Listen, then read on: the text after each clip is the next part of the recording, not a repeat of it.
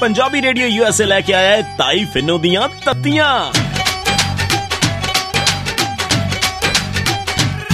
जदों तत्तियां सुनाइयां नी बड़ा दुख लग्या, बड़ा दुख लग्या।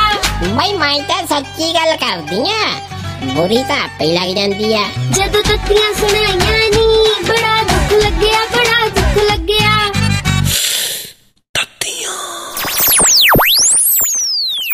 बेटा बह गया बिल्कुल ही के कीड़े पैना कीड़े।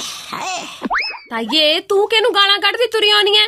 नी डॉक्टर को गई सी है। ते डॉक्टर तां रब दा दूजा रूप हुंदे ने, ओने तेनू कोई चज दी गल ही दसी होनी है, तू गल ही गालां कड्ढी जानी है। नी स्वाद रखे ले मैं जाके डॉक्टर नु कहा, मैं कहा डॉक्टर साहब गल इदां भी मेरे ना हाथ बड़े कंबदे आ ते अगो कहला मैं दवाई लिख दिंदा। ओ मैं क्या गल ते सुन ला मेरी पहला पूरी पई हथ कंबदे जदों ना ते उदों मैनू साह जिहा बड़ा चढ़ जांदा ते अखां अगे ना जिवें भंबड़ता रजे आउण लग पैंदे। ताइये फिर ओदी दवाई ले लेनी सी। नी कहंदा लिख दिंदा दवाई। मैं क्या गल तां पूरी सुन ला काका, तू कहंदा दवाई लिख दे।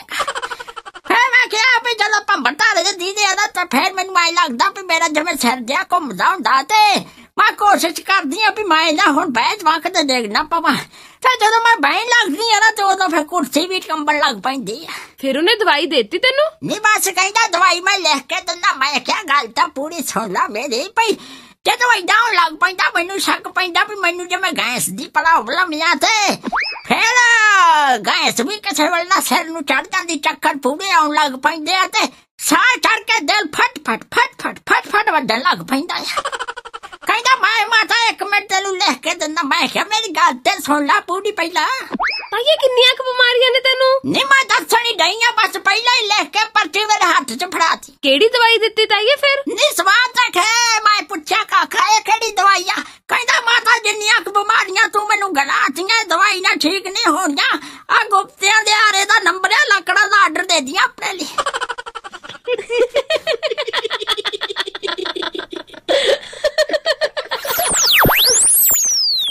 भाई मैं तो सच्ची गल करदी आ, बुरी तो आपे लग जांदी आ। जदों तत्तियां सुनाइयां नी बड़ा दुख लग्या, बड़ा दुख लग्या।